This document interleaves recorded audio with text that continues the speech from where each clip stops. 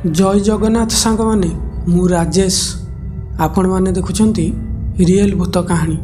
तो सांग माने प्रथमे तो मु आपण मानकु क्षमा मागुची काहेकि ना बहुत दिन हबो मु आपण मानक पई गोटे हेले भी रियल स्टोरी किछि आनी नथिली काहेकि ना मोर देह टिके खराब हो जाइथिला आउ सेथि पई मु आपण मानक पई किछि स्टोरी आनी पारि नथिली।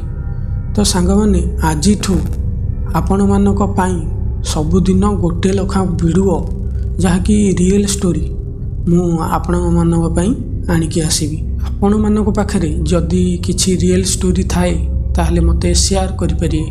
आउ स्टोरीटी आरंभ करबा आगुरु तो सांगाने आपण मानक मोर गोटाई अनुरोध कि आपण माने मो वीडियो को लाइक करंतु आउ चैनल को सब्सक्राइब करंतु। एमिति कले ही मते स्टोरी लेखियारे आगु को बहुत साहाय्य करिवो। तो सांग माने एई जो घटनाटी घटिची गोटे ट्रक ड्राइवर सांगरे आउ ता सांगरे जी हेल्पर थिला सी से दिन रातिरु से काम सी छाड़िकी पळाइथिला माने से घटना घटिला परे से हेल्परटी से काम छाड़िकी पळाइथिला। एमिति कोन तांको सांगरे घटिला आउ जहा फल कि सी काम छाड़िकी पळाइथिला। तो चलतु यही कहानी रे जानिबा तांको संगे से दिन राति रे कौन घटिथिला आउ अधिक समय नष्ट न करी चलतु आजिर कहानीटी आरंभ करिबा।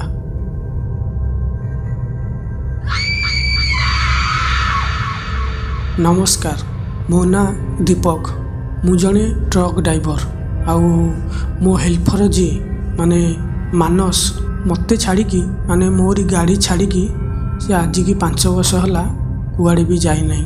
मोरी पाखरे हेल्पर मोरी गाड़ी रे हेल्पर काम से करे। आमर काम हला आम गाड़ी रे सीमेंट लोड करिकी माने दूर दूर बाट पर्यंत ताकू नेकी जाऊ। कोनोसी राति नाही कि दिन नाही सबु बेले आमे आम गाड़ी रनिंग रे थाए। आ राति बेले डर भय किछि नाही आमे सेमिति सबु बेले सीमेंट आम गाड़ी रे लोड करिकी आमे दी जणा को नेकी जाऊ।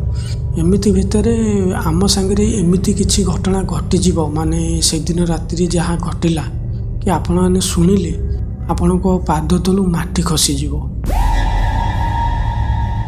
तो गोटे दिन आमको कॉल आसिला कि सीमेंट आम गाड़ी रे लोड करके आम खोर्धारू रायगड़ा जावाई आमको कॉल आसिला। आम दी जन बाहरलु से तलू दिन 10टा होता आम जाइकी खोर्धारे पहुँचलु।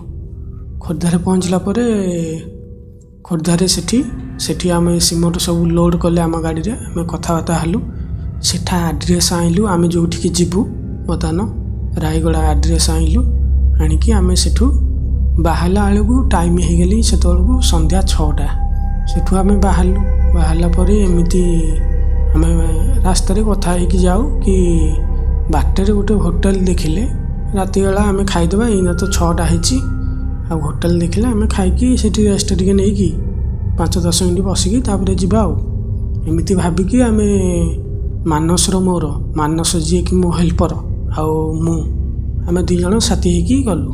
जीवा बाटरे किछि बाट गला परे रायगड़ा से तलକୁ आम पहुँचवा होचु माने रायगड़ा पछकु टिके से तलକୁ राति 12टा खंडे हो गले कौनसी होटल भी नाही। आउ आम होटल बहुत खोजु थाउ कहीं से बहुत जोर भोक लगिले आउ से समय आम जंगल भितर एमती जाऊ थाउ। रायगड़ा आपण मैंने जानिथिबे रायगड़ा होची जितले आपण मैंने जाउथिबे गोटे घाटी रास्ता पड़ियो। से घाटी रास्ता माने अति भयानक माने पहाड़िया रास्ता माने बुलानी जमी साप जाई सेमितिया रास्ता पहाड़ ऊपर तुम साइड रे जीव सेटा होची घाटी रास्ता। से घाटी रास्ता रे आमे जाऊ थाउ जेतले जाऊ थाउ माने सेतल राति 12टा माने पूरा जंगलटा पूरा सुनसान से रास्ताटा पूरा सुनसान आउ कौनसी भी लोक कि गाड़ी मोटर किछि भी जाऊ न थाए। आउ एमिति आमको फास्ट टाइम एमिति जगह आमे जाइथिलु जहाँकि से घाटी रास्ता देकी आमे जाउथलु। मानस डरू नथिला किंतु मु जहाँकि मते टिके डर लगे कहीं ना गाड़ी चलैकी जाऊ थाए किंतु से घाटी रास्ता रे टिके अंका बंका रास्ता ମାନେ ସେ ରାସ୍ତା କହିବାକୁ ଗଲେ ଭଲ ନୁହଁ। ମାନେ ସେମିତି ରାସ୍ତାରେ ଗାଡ଼ି ନେଲେ ବିପଦ। ତାପରେ ଆମ ଗାଡ଼ିରେ ବି ସିମଟ ବହୁତ ଓଭରଲୋଡ଼ ଥିଲା, ସେଥିପାଇଁ ଆମେ ସ୍ପିଡ଼ ବି ଯାଉନଥାଉ। ଆଉ ସେ ପାହାଡ଼ ଉପରେ ଆମେ ଯାଉଥାଉ। ପାହାଡ଼ ଉପରେ ଗଲା ଭିତରେ କିଛି ବାଟ ଏମିତି ଏଣ୍ଟ୍ରି କରିଛୁ, ଜଙ୍ଗଲ ମଝିରେ ପହଞ୍ଚିଛୁ ଆମେ। ସେଇ ସମୟରେ ଗୋଟେ ସ୍ତ୍ରୀ ଲୋକ ଯିଏକି ଆମ ଗାଡ଼ିର ଆଗ ସାମ୍ନାରେ କିଛି ବାଟ ଦୂରରେ, ଆମେ ଦୂରରୁ ଦେଖିଲୁ ଗୋଟେ ସ୍ତ୍ରୀ ଲୋକ ମାନେ ଠିଆ ହେଇଛି। ଆଉ ଏମିତି ଲାଗୁଛି ଜଣେ ଗୋଟେ କାହାର ଛାଇ ଗୋଟେ ପଡ଼ିଛି ରୋଡ଼ ଉପରେ। ଏମିତି ଆମେ ଯାଉଥାଉ, ତାକୁ ଆମେ ଦେଖିଲୁ। ମନେ ମନେ ଭାବିଲୁ କି ମାନସ ବି ମୋତେ କହୁଥାଏ କି ଭାଇ ତୁମେ ଗାଡ଼ି ରଖିବନି, କାହିଁକିନା ସେ ସ୍ତ୍ରୀ ଲୋକ ଭଳିଆ ଦେଖାଯାଉଛି। ଆଉ ଏ ଜଙ୍ଗଲ ଭିତରେ ଏତେ ସୁନସାନ ଭିତରେ ସ୍ତ୍ରୀ ଲୋକ ଏଠିକି କେମିତି ଆସିବ? ଆଉ ମୋତେ କାହିଁ ଏହାର ଠିକ୍ ଲାଗୁନି। ଆଉ ତୁମେ ଗାଡ଼ି ରଖିବନି, ତୁମେ ଯେମିତି ନେବା କଥା ଚଲେଇକି ସେମିତି ନିଅ। ଆଉ ମୁଁ ଦେଖୁଛି ସେ ଜିନିଷଟା କ'ଣ, ସିଏ ଟ୍ରକର ଗୋଟେ ସାଇଟ୍ କାଚ ତଳକୁ କରିକି ସିଏ ବାହାରକୁ ମୁଣ୍ଡ ବାହାର କରିକି ମାନସ ତାକୁ ଦେଖୁଥାଏ। ଯେତେବେଳେ ଆମେ ତା ପାଖାପାଖି ଟିକେ ହେଲୁ, ସେତେବେଳେ ସେ ସ୍ତ୍ରୀ ଲୋକ ମାନେ ରୋଡ଼ ମଝିରେ ହିଁ ଠିଆ ହେଇଥିଲା, ମାନେ ଆମ ଗାଡ଼ି ଆଗ ସାମ୍ନାରେ। ଆଉ ସିଏ ଆମକୁ କହୁଥାଏ, ହାତ ଦେଖେଇକି କହୁଥାଏ କି ରୁହ ରୁହ, ଆଉ ମୋ ପୁଅକୁ ବଞ୍ଚା। ଏମିତି ବାରମ୍ବାର କହୁଥାଏ, ମାନେ ରୁହ ରୁହ ଭାଇ, ରୁହ ରୁହ, ମୋ ପୁଅକୁ ବଞ୍ଚା, ଏମିତି କହୁଥାଏ। ଆମେ ମାନେ ସେ କଥା ଶୁଣିକି ଆମକୁ ଆହୁରି ବହୁତ ଜୋରରେ ଡର ଲାଗିଲା। କାହିଁକିନା ସିଏ ସୁନସାନ ଜଙ୍ଗଲ ଭିତରେ କେହି ନାହାନ୍ତି, କେହି କୁଆଡ଼େ। ଆଉ ତା କହୁଛି ତା ପୁଅକୁ ବଞ୍ଚା, ହେଲେ ତା ପୁଅ ବି ତା ପାଖରେ ନାହିଁ କି କୁଆଡ଼େ ନାହିଁ ଏ ଆଖପାଖ ଅଞ୍ଚଳରେ। ତାକୁ ଆମେ ଦେଖିପାରୁନୁ, ଖାଲି ସେଇ ସ୍ତ୍ରୀ ଲୋକକୁ ଦେଖୁଛୁ। ଏମିତି କହିବା ଭିତରେ ମାନସ କହିଲା, ନାଇଁ ଭାଇ, କିଛି ଅସୁବିଧା କାଳେ ହେଇଥିବ, ଆଉ ତୁମେ ଗାଡ଼ି ରଖ। ମୁଁ କହିଲି ନାଇଁ ନାଇଁ, ଇଏ ଭଲ ନୁହଁ, ଆଉ ଏତେ ଜଙ୍ଗଲ ଭିତରେ ଇଏ ଠିକ୍ ଲୋକ ନୁହଁ, ଆଉ ଇଏ କୌଣସି ମଣିଷ ବି ନୁହଁ। ନା ନାଇଁ ନାଇଁ ଭାଇ, ତା ଚେହେରାରୁ ଜଣାପଡ଼ୁଛି ଇଏ ଜଣେ ଅସୁବିଧାରେ ପଡ଼ିଛି, ଆଉ ଗାଡ଼ି ରଖ। ଏମିତି ଯେତେବେଳେ ବାଧ୍ୟ କଲା ମୋତେ, ମୁଁ ସେତେବେଳେ ବାଧ୍ୟ ହୋଇକି ଗାଡ଼ି ସ୍ଲୋ କଲି। ସ୍ଲୋ କଲା ପରେ ସେ ସ୍ତ୍ରୀ ଲୋକ ଯିଏକି ଆମ ଗାଡ଼ି ସାମ୍ନାକୁ ଆସିକି କହିଲା କି ଭାଇ ମୋତେ ସାହାଯ୍ୟ କର, କି ମୋ ପୁଅକୁ ରକ୍ଷା କର, ଆଉ ମୋ ପୁଅକୁ ବଞ୍ଚେଇ ଦିଅ ଯେମିତି ହେଲେ। ଏମିତି ଖାଲି ବାରମ୍ବାର କହୁଥାଏ। ଆମେ ବି ତାକୁ ସେଠି ଡରି ଡରି ପଚାରୁଥାଉ କି ଭଉଣୀ ତୁମ ପୁଅ କାହିଁ, ସେ ପୁଅ କାହିଁ ତୁମର? ନା ଆଗରେ ଆଗରେ, ମୋ ପୁଅ ଆଗରେ, ଏମିତି କହିକି ସିଏ ଜଙ୍ଗଲ ଭିତର ଆଡ଼କୁ, ମାନେ ଜଙ୍ଗଲ ଭିତର ଆଡ଼କୁ ଦୌଡ଼ିକି ପଳେଇଲା। ମାନେ ଏତେ ଜୋରରେ ସିଏ ଜଙ୍ଗଲ ଭିତରକୁ ଗଲା ଯେ ଆମେ ଦୁଇ ଜଣ ସେଇଠି କାବା ହେଇକି ରହିଗଲୁ। କାହିଁକିନା ଏ ଦୃଶ୍ୟ ଦେଖିକି ଆମ ଆଖିକୁ ବିଶ୍ୱାସ କରିପାରୁନଥିଲୁ। କାହିଁକିନା ଗୋଟେ ଝଟକାରେ, ମାନେ ବିଜୁଳି ମାଇଲା ଭଳିଆ ସେ ଜଙ୍ଗଲ ଭିତର ଆଡ଼କୁ ପଳେଇଥିଲା। ଆମେ ଏ ଦୃଶ୍ୟ ଦେଖିକି ଆମେ ପୁରା ଡରିଗଲୁ ସେତେବେଳକୁ। ଆଉ ମାନସ ଯିଏକି କହୁଥିଲା ଭାଇ ଗାଡ଼ି ରଖ, କି ସେ ସ୍ତ୍ରୀ ଲୋକ କିଛି ଅସୁବିଧାରେ ପଡ଼ିଥିବ, ଏମିତି କହୁଥିଲା, ସିଏ ଏବେ ତା ଗୋଡ଼ ହାତ ପୁରା ଠକ୍ ଠକ୍ ହୋଇକି ଥରୁଥାଏ। ଆଉ ମୋ ଅବସ୍ଥା ତ ନ କହିବାଠି ଭଲ, କାହିଁକିନା ମୁଁ ସେତେବେଳକୁ ପୁରା ଝାଳ ନାଳ ହେଇ ଆଉ ଗାଡ଼ି ଚଲେଇବା ଅବସ୍ଥାରେ ହିଁ ନଥିଲି। ସାଥି ସାଥି ଆମେ ଟ୍ରକରେ ଚଢ଼ିଗଲୁ। ଆଉ ଠକ୍ ଠକ୍ ହୋଇକି ମୁଁ ଥରୁଥାଏ। ମାନସ କହୁଥାଏ ଭାଇ ଏଠୁ ଜଲ୍ଦି ଚାଲ, ତାପରେ ଆମେ ଆଗରେ କଥା ହେବା। ଏମିତି କହିକି ଆମେ ଗାଡ଼ି ଷ୍ଟାର୍ଟ କରିବାକୁ ଲାଗିଲୁ। ଯେତେବେଳେ ମୁଁ ଗାଡ଼ି ଯେତେ ଷ୍ଟାର୍ଟ କଲି, ସେତେବେଳେ ଷ୍ଟାର୍ଟ ହେଉନଥିଲା, କାହିଁକିନା ଗୋଡ଼ ହାତ ପୁରା ଠକ୍ ଠକ୍ ହୋଇକି ଥରୁଥାଏ। ମୁଁ ଯେମିତି ସେମିତି କରିକି ସେ ଗାଡ଼ିକି ଷ୍ଟାର୍ଟ କରିଦେଲି। ଟ୍ରକ୍ ଷ୍ଟାର୍ଟ ଯେମିତି ହେଇଛି, ଗୋଟେ ହର୍ନ ମାରି ମୁଁ ସେଠି ଗାଡ଼ି ସ୍ପିଡ଼ କରି ଆଗକୁ ଆସିଲି। ଏମିତି ଆଗକୁ ଆସିଲା ଭିତରେ ସିମଟ ତ ଅଧିକ ଲୋଡ଼ ହୋଇଛି ନା ଆମ ଗାଡ଼ିରେ, ଆମେ ସ୍ପିଡ଼ରେ ଯାଇପାରିବୁନୁ। ସେଥିପାଇଁ ଆମେ ମିଡ଼ିୟମରେ ଯାଉଥାଏ, ମାନେ ବେଶୀ ସ୍ପିଡ଼ ନୁହଁ କି ବେଶୀ ସ୍ଲୋ ନୁହଁ, ଏମିତି ଯାଉଥାଏ। କିଛି ବାଟ ଗଲା ପରେ, ମାନେ ତୁମେ ମାନେ ବିଶ୍ୱାସ କରିବନି ସାଙ୍ଗମାନେ, ଏମିତି କିଛି ବାଟ ଗଲା ପରେ ଆମେ ଦେଖିଲୁ କି ଦୂରରୁ ଗୋଟେ ଛୋଟ ପିଲା, ମାନେ କଅଁଳ ପିଲା, ପୁରା ରୋଡ଼ ଉପରେ ଶୋଇଛି, ପୁରା ମଝିରେ ଶୋଇଛି ସିଏ। ଆଉ ସେ ବହୁତ ଜୋରରେ ରଡ଼ି କରିକି କାନ୍ଦୁଛି।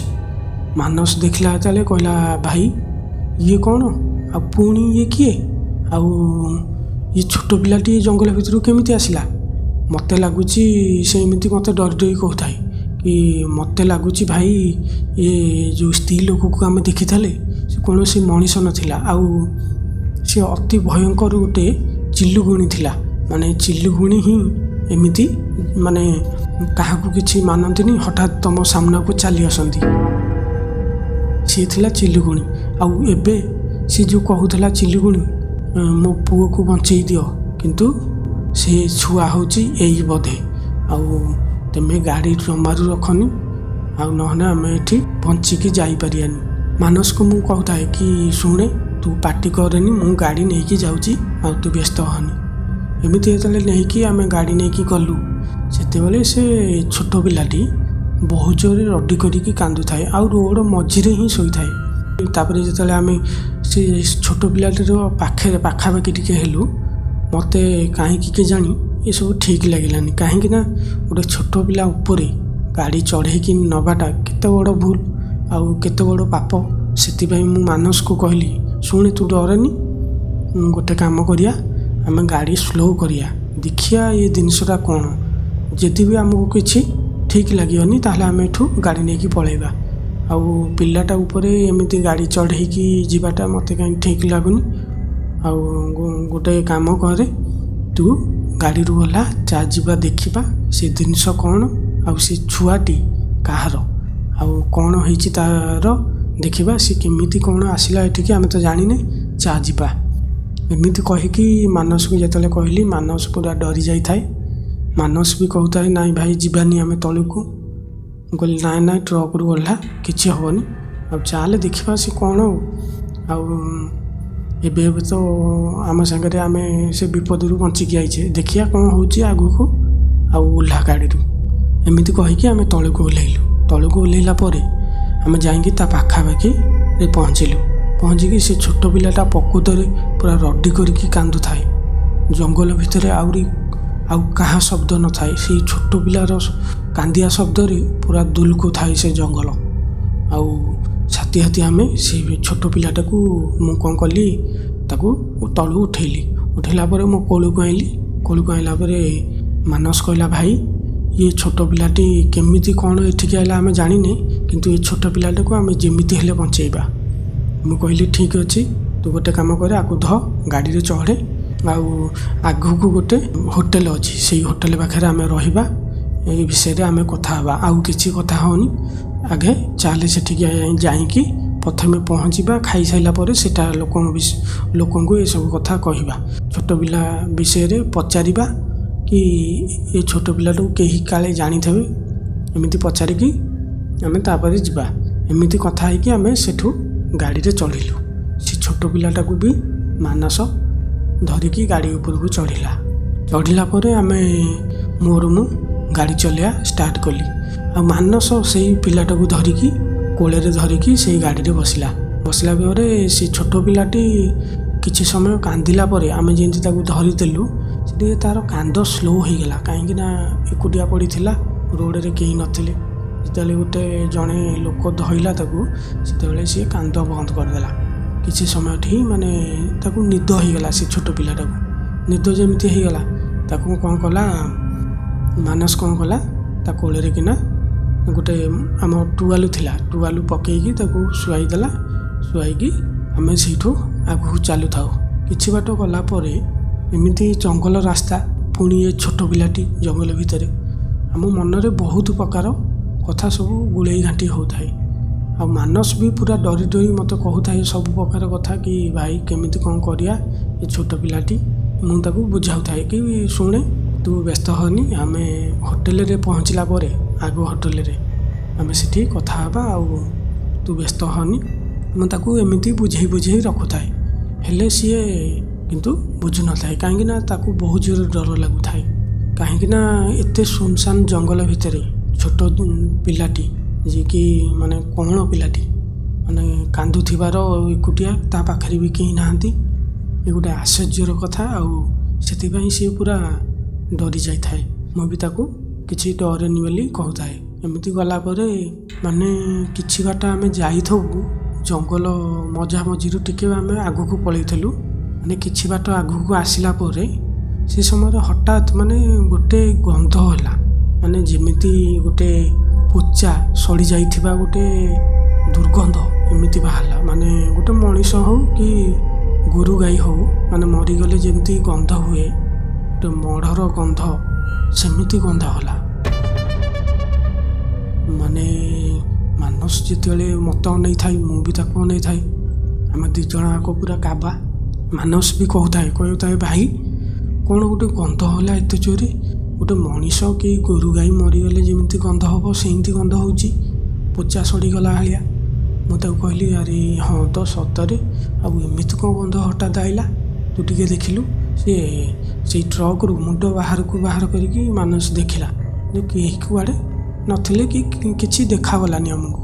ତାପରେ ମାନସର ମନ କ'ଣ ହେଲା, ମାନସ ଭାବିଲା ଆରେ ମୋ କୋଳରୁ ବେଶୀ ଗନ୍ଧ ଆଉଛି। ସେ ଯେତେବେଳେ ସେଇ କୋଳରେ ଶୋଇଥିଲା ସେଇ ଛୋଟ ପିଲାଟି, ଯେତେବେଳେ ଟଉଲିଆ ତା ଯେଉଁ ଘୋଡ଼େଇ ଥିଲା ଟଉଲିଆଟା, ସେ ଟଉଲିଆ ଯେତେବେଳେ କାଢ଼ିଲା, ଆଉ ସେ ଦୃଶ୍ୟ ଦେଖିକି ମାନେ ତାର ସେଇଠି ଚେତା ବୁଡ଼ିଗଲା। ମାନେ ମୁଁ ଏ ଦୃଶ୍ୟ ଦେଖିକି ମୋର ଗୋଡ଼ ହାତ ପୁରା ଥରୁଥାଏ। ଆଉ ମୁଁ ଗାଡ଼ିକି ହଠାତ୍ ସେଇ ସମୟରେ ବ୍ରେକ୍ ମାରିଦେଲି। ଆଉ ଏମିତି କ'ଣ ଦେଖିଲା ଯାହାକି ମାନସ ସେଇଠି ଚେତା ବୁଡ଼ିଗଲା ସଙ୍ଗେ ସଙ୍ଗେ। ଆଉ ମୁଁ ହଠାତ୍ ଦେଖିକି ତାକୁ ଏମିତି କ'ଣ ହେଲା ଯେ ମୁଁ ଏତେ ଜୋରରେ ଚମକିକି ସେଠି ଗାଡ଼ି ସ୍ଲୋ କରିଦେଲି। ଆଉ ତା କୋଳରେ ଯେଉଁ ପିଲାଟି ଶୋଇଥିଲା ସେ କୌଣସି ଛୋଟ ପିଲା ନଥିଲା କି ଗୋଟେ ମଣିଷ ପିଲା ଯିଏକି ମରିସାରିଥିଲା। ଆଉ ସିଏ ପୋଚା ହେଇକି ମାନେ ଗନ୍ଧ ହେଉଥିଲା, ଆଉ ସିଏ ଜୀବିତ ଅବସ୍ଥାରେ ନଥିଲା। ମାନେ ତା ଦେହରୁ ପୋକ ସବୁ ବାହାରୁଥିଲେ। ଏ ଦୃଶ୍ୟ ଦେଖି ସିଏ ସେଇଠାରେ ମାନସ ଚେତା ବୁଡ଼ିଗଲା, ଯାହାଫଳରେ କି ମୁଁ ଗାଡ଼ି ସ୍ଲୋ କରିଦେଲି। ଆଉ ସେତେବେଳକୁ ମୋ ମୁଣ୍ଡ କିଛି କାମ କରୁନଥାଏ, ଆଉ କ'ଣ କରିବି ଭାବୁଥାଏ। ଆଉ ମାନସ ବି ଏପଟେ ଚେତା ବୁଡ଼ିକି ପଡ଼ିଛି, ଆଉ ତା କୋଳରେ ସେଇ ଛୋଟ ପିଲାର ଲାଶଟି ସେମିତି ପଡ଼ିଛି, ଯାହାକି ସେ ତା ଦେହରୁ ମାନେ ପୋକ ବାହାରୁଛନ୍ତି ସେଇ ଛୋଟ ପିଲା ଦେହରୁ। ଆଉ ସେ କଙ୍କାଳଟାକୁ ମୁଁ କେମିତି ଫୋପାଡ଼ିବି ବାହାରକୁ, ମୁଁ ମୁଣ୍ଡକୁ କିଛି କାମ ଦେଉନଥାଏ। ମୁଁ ସାଥି କ'ଣ କଲି, ସେ ତା କୋଳରୁ ସେଇ ଛୋଟ ପିଲାଟାକୁ ମୁଁ ଗାମୁଛାରେ ଗୋଳେଇକି ଧରି ପକେଇଲି, ଆଉ ଧରିକି ଗାଡ଼ିର ଝରକା ବାଟେ ବାହାରକୁ ଫୋପାଡ଼ି ଦେଲି। ଯେମିତି ବାହାରକୁ ଫୋପାଡ଼ିଛି, ଭାଇ ବିଶ୍ୱାସ କରିବନି, ସେ ପଛରେ ଯିଏ ଠିଆ ହେଇଥିଲା ମାନେ ମୋତେ, ମୁଁ ଯେତେବେଳେ ତାକୁ ଦେଖିଲି ସେତେବେଳେ ମୋ ଦେହର ରୁମ ଟାଙ୍କୁଳି ଉଠିଲା। କାହିଁକି ନା ସେଇଠି ଠିଆ ହେଇଥିଲା ସେଇ ସ୍ତ୍ରୀ ଲୋକ ଯାହାକୁ ଆମେ କିଛି ସମୟ ଆଗରୁ ଦେଖିଥିଲୁ। ଆଉ ସିଏ ଏତେ ଭୟାନକ ଚେହେରା ନେଇକି ସେଠି ଠିଆ ହେଇଥିଲା, ସେତେବେଳେ ମାନେ ଯିଏ ବି ଦେଖିବ ସେଇଠି ପୁରା ମାନେ ହାର୍ଟଚୋକ୍ କରିକି ମରିଯିବ। ଆଉ ଦେଖନ୍ତୁ, ମୁଁ ଯେତେବେଳେ ସିଏ ଦେଖିଲି ତା ଚେହେରା ପୁରା ଅତି ଭୟାନକ ଥିଲା। ମାନେ ସିଏ ଗୋଟେ କୌଣସି ଲୋକ ନଥିଲା କି ମଣିଷ ନଥିଲା, ସିଏ ବହୁତ ବଡ଼ ମାନେ ଗୋଟେ ଶୈତାନ ଥିଲା, ଯାହାକୁ କହନ୍ତି ଆମେ ଚିଲୁଗୁଣି। ସେଇ ଚିଲୁଗୁଣି ଠିଆ ହେଇଥିଲା। ମାନେ ତା ମୁହଁଟା ପୁରା ସିଲେଇ ହେଇଯାଇଥିଲା, ଆଉ ତା ଦାନ୍ତ ଗୁଡ଼ାକ ମାନେ ବାହାରକୁ ବାହାରି ଆସିଥିଲା, ଆଉ ତା ଚେହେରା ଅତି ଭୟାନକ। ସତ୍ୟାତି ଯେତେବେଳେ ମୁଁ ସେ ଛୋଟ ପିଲାଟାକୁ ବାହାରକୁ ଫୋପାଡ଼ିଛି, ସେ ସେତେବେଳେ ମାନେ ଗର୍ଜନ କରିକି ପୁରା ମାନେ ଏତେ ଜୋରରେ ଚିଲେଇଲା, ସେ ଜଙ୍ଗଲ ପୁରା ଦୋଲକେଇ ଉଠିଲା। ଆଉ ମାନସ ସେତେବେଳେ ଚେତା ବୁଡ଼ିକି ସେଇ ଟ୍ରକ୍ ଭିତରେ ପଡ଼ିଥାଏ।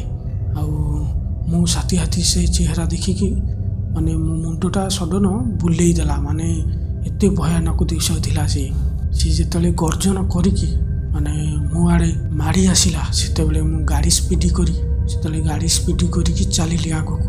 ହେଲେ ମୋ ଗାଡ଼ି ଆଇନାରେ ମୁଁ ଯେତେବେଳେ ଦେଖୁଥାଏ କି ସେଇ ଶୈତାନ କି ଜଣେ ଗୋଟେ ଚିଲୁଗୁଣି ଆଉ ଅତି ଭୟଙ୍କର ଭାବରେ ସେଇ ଛୋଟ ପିଲାଟାକୁ ଧରିକି ମୋ ଗାଡ଼ି ପଛରେ ଦୌଡ଼ୁଥାଏ। ମୋ ଗାଡ଼ି ଆଇନାରେ ଏସବୁ ଦୃଶ୍ୟ ଦେଖି ମୋ ଗୋଡ଼ ହାତ ଯେମିତି ଥରୁଥାଏ, ଆଉ ମୋ ଦେହରେ ଆଉ ଜୀବନ ନଥାଏ। ଏମିତି ଲାଗୁଥିଲା ଯେମିତି ମୋ ଛାତି ଭିତର କଲିଜାଟା ଯେମିତି ବାହାରିକି ପଳେଇ ଆସିବ। ଆଉ କିଛି ବାଟ ଆଗକୁ ଗଲା ପରେ ସେ ଗର୍ଜନ କରିକି ମୋ ଗାଡ଼ି ପଛରେ ମାନେ ମୋ ଗାଡ଼ି ଯେତେ ସ୍ପିଡ଼ ଥାଏ ସେ ସେତିକି ସ୍ପିଡ଼ରେ ମୋ ଗାଡ଼ି ସାଇଡ଼ରେ ଚିତ୍କାର କରିକି ଗୋଡ଼ଉଥାଏ ମୋତେ। ସେମିତି କିଛି ବାଟ ଗଲା ପରେ ମୁଁ ଦେଖିଲି ଗୋଟେ ମନ୍ଦିର, ଯାହାକି ସେଠି ମାନେ ଗୋଟେ ଦୀପ ଜଳୁଥିଲା। ମୁଁ ଜାଣିଦେଲି ଇଏ କୌଣସି ଗୋଟେ ମନ୍ଦିର। ଆଉ ଏମିତି ଭାବିକି ମୁଁ ଯେତେବେଳେ ଆଗକୁ ଅନେଇଲି ସତକୁ ସେ ଗୋଟେ ମନ୍ଦିର ଥିଲା। କାହିଁକିନା ବେଶୀ ବଡ଼ ମନ୍ଦିର ନୁହଁ, ଛୋଟିଆ ମନ୍ଦିରଟେ। ମୁଁ ଯେତେବେଳେ ସେଇ ମନ୍ଦିର ପାଖାପାଖି ଟିକେ ହେଲି ସେତେବେଳେ ସେ ଚିଲିଗୁଣି ଆଉ ସେଇ ଅତି ଭୟାନକ ଚେହେରା ଆଉ ସେ ଚିଲିଗୁଣିଟି ସାଥି ସାଥି ଟିକେ ତା ଗତି ସ୍ଲୋ କଲା ଯେମିତି ମୁଁ ଗାଡ଼ି ଯେତେବେଳେ ସ୍ପିଡ଼ି କରିକି ସେ ମନ୍ଦିର ଟିକେ ପାସ୍ କରିଗଲି ସେତେବେଳେ ସେ ଚିଲିଗୁଣି ଏମିତି ଗୋଟେ ଚିତ୍କାର କରି ମାନେ ସେ ଏତେ ଜୋରେ ଚିତ୍କାର କରି ସେଠାରୁ କୁଆଡ଼େ ମାନେ ଗାୟବ ହୋଇଗଲା। ଆଉ ତା ସେଇ ଚିତ୍କାରରେ ସେ ଜଙ୍ଗଲଟା ପୁରା ଥରି ଉଠୁଥାଏ। ଏସବୁ ଦୃଶ୍ୟ ଦେଖି ମୋ ଜୀବନ ବଞ୍ଚାଇବା ପାଇଁ ମୁଁ ଜୀବନ ବିକଳରେ ସେଠୁ ଗାଡ଼ି ଷ୍ଟାର୍ଟ କରି ମାନେ ଆଉ କେଉଁଠି ବାଟରେ ରହିଲିନି, ପୁରା ସ୍ପିଡ଼ି କରି ଆଗକୁ ମାଡ଼ି ଚାଲିଲି। କିଛି ବାଟ ଗଲା ପରେ ଆସିଲା ଗୋଟେ ହୋଟେଲ, ଯାହାକି ସେଇ ହୋଟେଲରେ ମୁଁ ପହଞ୍ଚିଲି। ସାଥି ଗାଡ଼ି ସ୍ଲୋ କରିକି ସେଇ ହୋଟେଲ ସାଇଡ଼ରେ ଲଗେଇଲି। ସାଥି ଗାଡ଼ିରୁ ଓହ୍ଲେଇକି ମୁଁ ଟ୍ରକରୁ ସାଥି ସେ ହୋଟେଲ ଭିତରକୁ ଦୌଡ଼ିକି ଗଲି। ଦୌଡ଼ିକି ଯାଇକି ପାଣି ଡବାଟେ ଗୋଟେ ପାଣି ବୋତଲ ଆଣିକି ଆଇଲି। ମାନସ ମୁହଁରେ ପାଣି ମାଇଲି। ଆଉ ସେତେବେଳକୁ ମାନସ ପୁରା ଚେତା ବୁଡ଼ିକି ପଡ଼ିଥାଏ। ଆଉ ତାପରେ ପାଣି ଯେତେବେଳେ ମାଇଲି ସେତେବେଳେ ମାନସ ଉଠିଲା ପରେ ସିଏ କାନ୍ଦୁଥାଏ। ମାନେ ଆପଣମାନେ ବିଶ୍ୱାସ କରିବେନି, ମାନସ ପୁରା ସେଇଠି ବୋହୁ ହୋଇକି କାନ୍ଦିଲା। କି କହିଲା କି ଭାଇ ଦେଖିଲ ମୁଁ ଯାହା କହିଥିଲି ଠିକ୍ ନା ଭୁଲ? ଦେଖ ମୋ କୋଳରେ ଯେଉଁ ଛୋଟ ପିଲାଟାକୁ ଧରିଥିଲେ, ଆଉ ସେ କେତେ ଭୟଙ୍କର ଦେଖାଯାଉଥିଲା। ଆଉ ମୋ କଥା ମାନିଲନି ତମେ। ଆଉ ଦିନେ ହେଲେ ମୁଁ ତମ ସାଙ୍ଗରେ ରାତିରେ କେଉଁଆଡ଼େ ଯିବିନି। ଏମିତି କହିକି ସେ ଗାଡ଼ିରୁ ଓହ୍ଲେଇକି ସେ ପ୍ରଥମେ ହୋଟେଲ ଭିତରକୁ ଗଲା। ଏସବୁ ଘଟଣା ଘଟିଲା ପରେ ଆଉ ସେଇଦିନ ଠାରୁ ମାନସ ମୋ ଗାଡ଼ିରେ ଆଉ ହେଲ୍ପର ଭାବରେ କାମ କଲାନି। ଆଉ ମୁଁ ଏକୁଟିଆ ଯୁଆଡ଼େ ବି ଯାଏ, କିନ୍ତୁ ଦିନ ବେଳେ ଯାଏ। ଆଉ ରାତିରେ କେଉଁ ଜଙ୍ଗଲ ରାସ୍ତା ଦେଇ ଯିବାକୁ ମୋର ସାହସ ହେଲା ନାହିଁ। ଆଉ ଏଇ ଘଟଣା ଯେବେ ମୋର ମନେ ପଡ଼ିଯାଏ ମୋ ଛାତିଟା କାହିଁକି କେଜାଣି ପୁରା ଥରି ଉଠେ।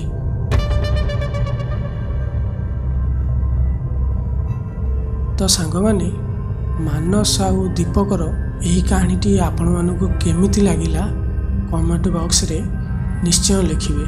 ଆଉ ମୋ ଚ୍ୟାନେଲକୁ ଆପଣମାନେ ନୂଆ ଆସିଥିଲେ ପ୍ଲିଜ୍ ମୋ ଚ୍ୟାନେଲକୁ ସବସ୍କ୍ରାଇବ୍ କରିଦେବେ। ଆଉ ଏମିତି ଭୟାନକ ଭିଡ଼ିଓ, ଯାହାକି ଭୟାନକ ଷ୍ଟୋରି ଆଗକୁ ଦେଖିବା ପାଇଁ ମୋ ସାଙ୍ଗରେ ଯୋଡ଼ି ହୋଇକି ରୁହନ୍ତୁ। ଆଉ ମୋ ଚ୍ୟାନେଲକୁ ସବସ୍କ୍ରାଇବ୍ କରିକି ରଖନ୍ତୁ। ତ ସାଙ୍ଗମାନେ, ଏବେ ତ ଟାଇମ୍ ହେଇଯାଇଛି। ଆଉ ଗୋଟେ ଦେଖାହେବା ଆଉ ଗୋଟେ ଅତି ଭୟାନକ ଷ୍ଟୋରି ଭିଡ଼ିଓରେ। ତ ରହୁଛି, ଜୟ ଜଗନ୍ନାଥ।